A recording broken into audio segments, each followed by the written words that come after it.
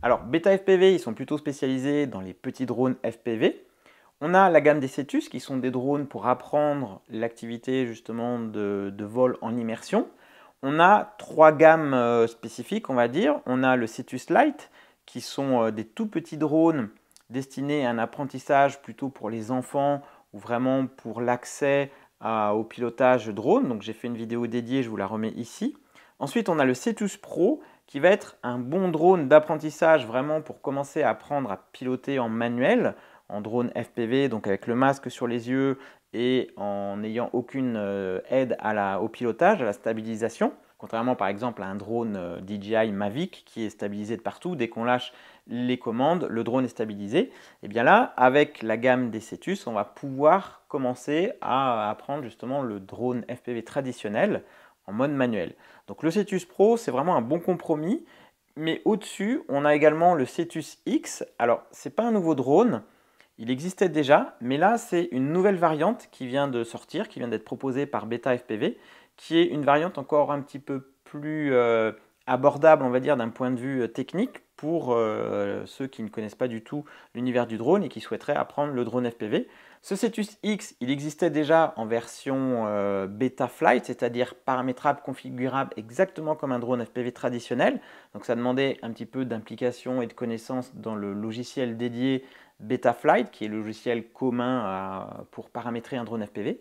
Là, Beta FPV sort cette variante qui est un Cetus X qui va avoir les mêmes performances que le Cetus X traditionnel entre guillemets, mais celui-ci, il est avec le Beta FPV configurator, donc c'est-à-dire qu'on n'a pas à le configurer dans Betaflight et on va avoir des modes de vol un petit peu différents puisque celui-ci, on va avoir trois modes normal, sport ou manuel, contrairement à l'autre Cetus X qui lui aura les vols donc mode angle, c'est-à-dire que le drone va garder l'assiette mais il va quand même falloir le piloter, ou alors le mode full manuel pour apprendre le FPV. Et bien avec celui-ci, on va avoir des variantes, on va pouvoir voler en full manuel comme un drone FPV traditionnel, mais on aura la possibilité de voler également en mode normal ou sport, où là le drone sera plus ou moins assisté. Et on aura également donc, des modes de vitesse. On pourra choisir la vitesse lente, la vitesse moyenne ou la vitesse élevée. Donc ça va être quelque chose qui va permettre d'apprendre le pilotage de manière beaucoup plus progressive et un petit peu plus sécurite entre guillemets. Donc ce drone-là, pour moi, c'est un bon compromis justement pour apprendre le FPV en plus du simulateur, bien sûr. Mais le fait qu'on puisse justement passer du mode normal avec des vitesses un petit peu différentes, tout en ayant un drone qu'on peut piloter en mode manuel, eh bien on va pouvoir accéder progressivement justement au pilotage FPV traditionnel. Alors la force de cette gamme Cetus, c'est leur conception, donc c'est une conception qui est très résistante, donc qui tolère les chocs, donc pour l'apprentissage c'est idéal. On peut changer les moteurs facilement soi-même en cas de besoin, il suffit juste de débrancher et de dévisser 3-4 vis. Donc c'est très accessible, mais quand même très résistant. Concrètement, la structure, c'est à peu près la même que ses petits frères, c'est juste qu'il est un petit peu plus grand en termes d'envergure. Il a des moteurs un petit peu plus puissants. On va avoir l'avantage d'avoir une caméra qu'on va pouvoir orienter au niveau du tilt. Ça va permettre de justement pouvoir gérer la vitesse, puisqu'on le sait, plus l'angle de caméra est élevé et plus on va pouvoir accélérer, puisque le champ de vision va devenir horizontal.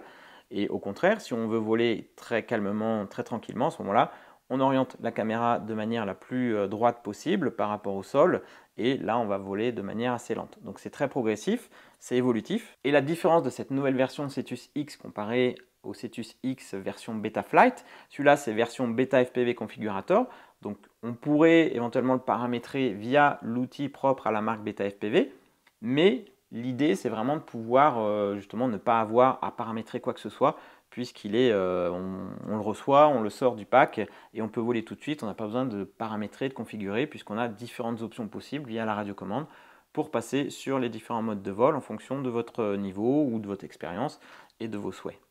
On a un protocole de transmission qui est en FrSky D8, contrairement à l'autre version qui lui fonctionne en ELRS. Donc c'est une portée peut-être un tout petit peu moins puissante en termes de protocole de transmission, mais pour un petit drone comme ça suffit largement. Dessous, on va apercevoir la carte de vol. On a donc les boutons éventuellement pour le binder si on a besoin de l'associer à une radiocommande. Lorsqu'on le reçoit, il est associé, donc il n'y a pas forcément besoin d'y toucher. On va également avoir une petite caméra qui va servir de positionnement vertical. Ça va l'aider à se positionner et à garder sa position. Et c'est une particularité aussi de cette déclinaison, c'est qu'on va pouvoir maintenir une altitude, une position en lâchant les manches. Le drone va rester stable. Donc là, je suis en mode normal, le drone est stabilisé et je ne touche pas à la radio. Donc ça permet d'être un petit peu plus sécurisant.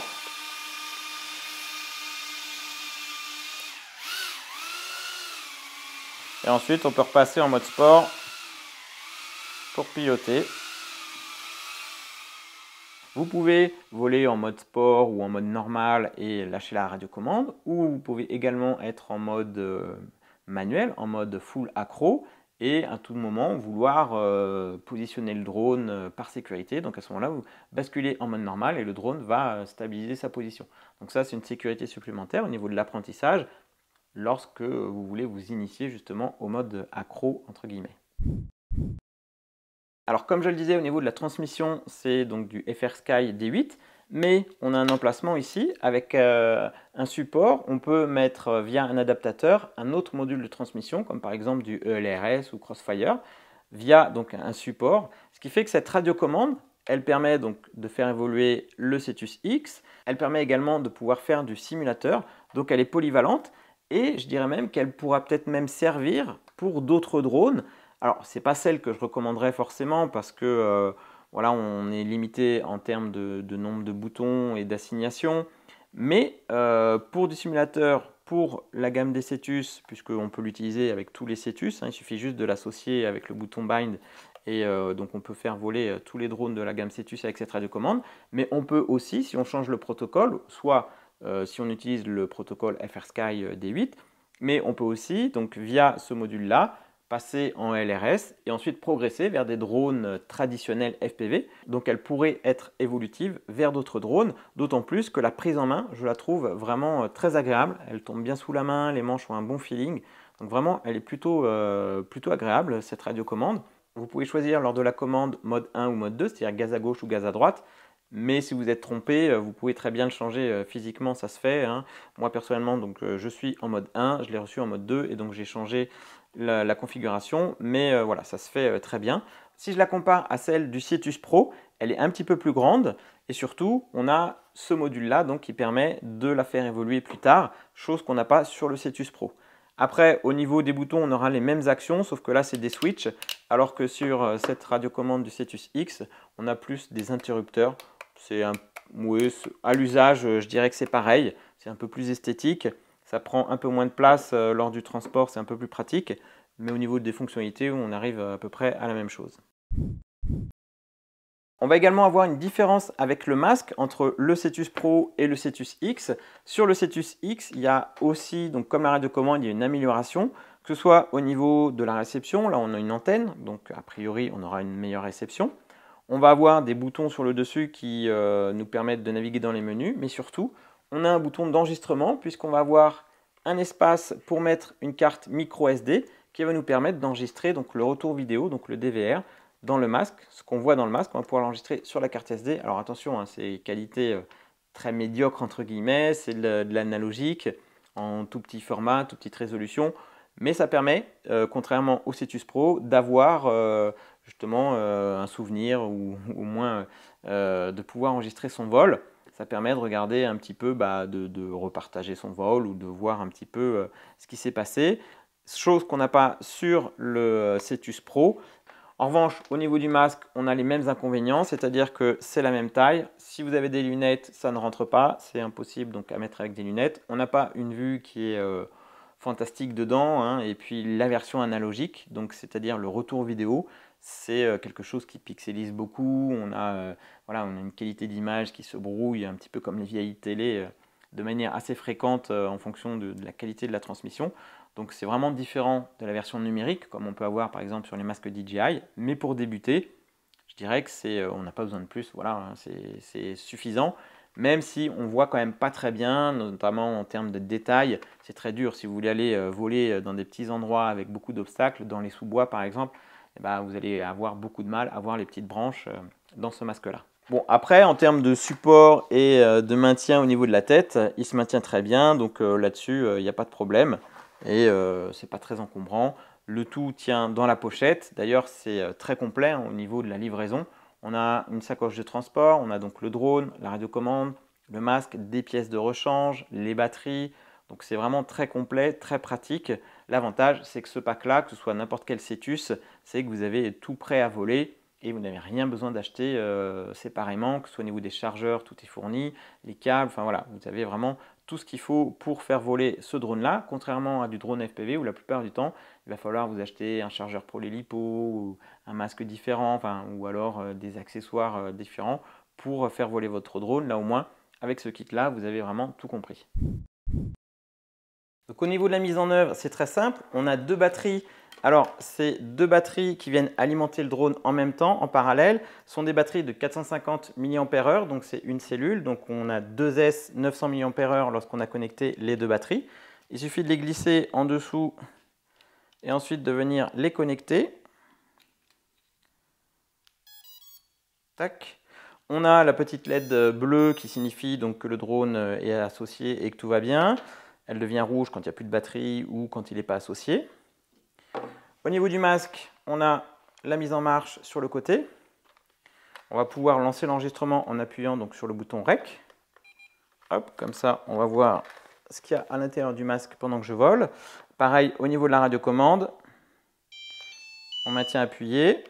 Il faut bien avoir le manche des gaz en bas pour qu'elle passe au bleu. Donc là encore, moi je suis en mode 1, gaz à droite, mais vous pouvez commander l'inverse, les gaz à gauche sur le mode 2. Au niveau de la radiocommande, devant, donc on a les boutons. Sur l'interrupteur de droite, on a donc les vitesses. On a lent, moyen ou rapide.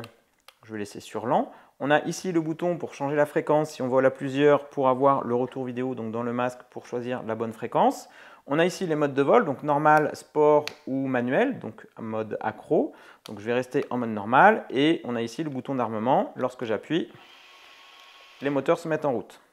Alors on a aussi le mode tortue qui permet de retourner le drone lorsqu'il est tombé. Il suffit d'appuyer sur le bouton en bas à droite. On arme ensuite les moteurs et le drone se retourne. Alors en plus, pour augmenter la précision verticale, on a la possibilité d'activer un laser, le système TOF, qui permet donc d'améliorer la précision au niveau de la distance par rapport au sol. Mais dès qu'on passe au-dessus d'un obstacle, du coup, il va gérer un peu sa hauteur de manière pas toujours très linéaire. Donc personnellement, je préfère ne pas l'activer, mais tout ça, on peut l'activer donc dans le menu principal de l'OSD. Donc pour ça, il suffit donc de mettre en route le drone. Je vais enregistrer donc le masque comme ça, vous allez voir. On met les manches en coin en haut à gauche au niveau de la radiocommande et ensuite on peut naviguer et activer ou non donc les différents. Donc ça c'est le laser, le TOF. Donc là on a différentes possibilités. On peut activer les LED, faire la calibration. On voit donc le VTX, je suis en FCC. On a le power, donc ça c'est la puissance d'émission. On peut monter jusqu'à 350. On a quelques indications, donc comme le voltage.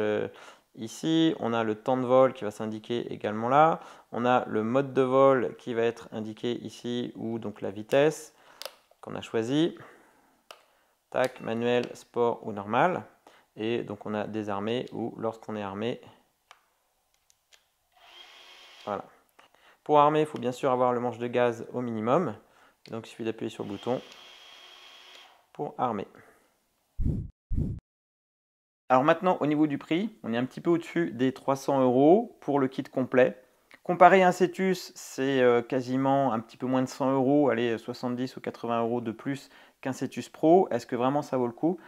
Je dirais que le Cetus X, il est plus grand, donc il est plus adapté à du vol en extérieur. On peut voler en extérieur, alors attention, il ne faut pas qu'il y ait trop de vent non plus. C'est pas non plus le vol idéal pour voler en extérieur parce que lorsqu'il tombe, on n'a pas non plus de déclenchement au niveau de la radiocommande de beeper. Donc si vous le perdez dans l'herbe, eh bien vous ne pouvez pas le faire sonner pour voir où est-ce qu'il est tombé. Donc il y a des petits inconvénients comme ça. C'est pas non plus le drone idéal. C'est pas un drone FPV très résistant puisqu'il fait que 55 grammes. Donc dès qu'il y a du vent en extérieur, voilà, il faut quand même rester vigilant. Vous pouvez voler en intérieur, mais il est quand même assez puissant. Donc là, on sera plutôt en mode normal ou en mode sport. Et en extérieur, eh bien, on peut voler en mode manuel, faire même de l'accro, des loopings, ce que vous voulez avec ce drone-là. Même si, voilà, on va vite arriver à ses limites. Mais pour un apprentissage, c'est relativement efficace, hein, selon moi, en termes de pilotage. Le Cetus Pro, je dirais qu'il est un peu moins cher, il est plus petit, il est plus adapté pour l'apprentissage en intérieur. Donc, vu le prix, est-ce que ça se justifie? Est-ce qu'il ne veut pas partir directement sur un drone Cetus Pro pour l'apprentissage et ensuite basculer sur un vrai drone FPV traditionnel? Là, je dirais que ça va dépendre un petit peu de vous en fonction de votre budget. Le Cetus Pro en extérieur, il est vraiment petit, donc on peut voler, mais il faut vraiment qu'il n'y ait pas de vent du tout. Donc je dirais que le Cetus X, c'est plus si vous voulez vraiment commencer à faire des petits vols en extérieur, dans des endroits pas trop ventés, et vous amuser, passer vraiment en mode manuel et profiter de faire peut-être même des premières figures en accro, alors que le Cetus Pro, lui, sera plutôt de l'intérieur. On peut voler en mode manuel en intérieur, il est un peu plus petit, il vole un petit peu moins vite, il est un petit peu moins puissant. Donc je dirais que ça va dépendre. Soit vous avez beaucoup d'espace ou vous souhaitez voler à la fois en intérieur et en extérieur, le Cetus X pourra correspondre. Mais si c'est uniquement pour voler en intérieur, pour peaufiner votre pilotage à son tarif, pour moi, le Cetus Pro, c'est plus intéressant. Alors voilà, c'est comme partout maintenant, c'est que plus on a de choix et plus c'est difficile de choisir. Moi, je dirais que la valeur sûre, ça reste quand même le Cetus Pro pour l'apprentissage. En plus du simulateur, ça permet de voler en intérieur de manière assez sereine, sans tout casser. Celui-là, il est déjà un petit peu plus encombrant, donc il peut provoquer peut-être un petit peu plus de dommages. Mais si vous souhaitez justement aller un petit peu plus loin que le Cetus Pro, voler en extérieur et vous amuser avec un drone FPV en extérieur, eh bien c'est sûr que ce Cetus X à ce moment-là sera plus adapté, à mon avis, justement à du vol dans des conditions un petit peu plus ventées que le Cetus Pro. Et surtout, on pourra s'amuser peut-être un petit peu plus en termes de pilotage, puisqu'il a des moteurs un petit peu plus puissants. En termes d'autonomie, on est aux alentours de 5 minutes de vol, 4-5 minutes suivant bien sûr comment on pilote. Donc je dirais que c'est relativement satisfaisant. Sur le Cetus Pro ou sur les petits drones Cetus Lite, c'est vrai que c'est un petit peu rageant à chaque fois. On arrive en fin de batterie, on aimerait bien en faire un petit peu plus. Là, je dirais qu'avec le Cetus X, on a un bon compromis en termes d'autonomie. Voilà, si on a 2 ou 3 sets de batterie, eh bien, il y a largement de quoi s'amuser et puis de les recharger après. Donc je dirais que c'est un kit voilà, qui est relativement satisfaisant. Si vous êtes prêt à mettre ce prix-là pour justement accéder, aborder à l'activité FPV au mode manuel, je dirais que c'est le bon outil. N'hésitez pas, si vous avez des questions, à les poser dans les commentaires. Et d'ici là, je vous dis à très bientôt pour de prochaines vidéos. Ciao!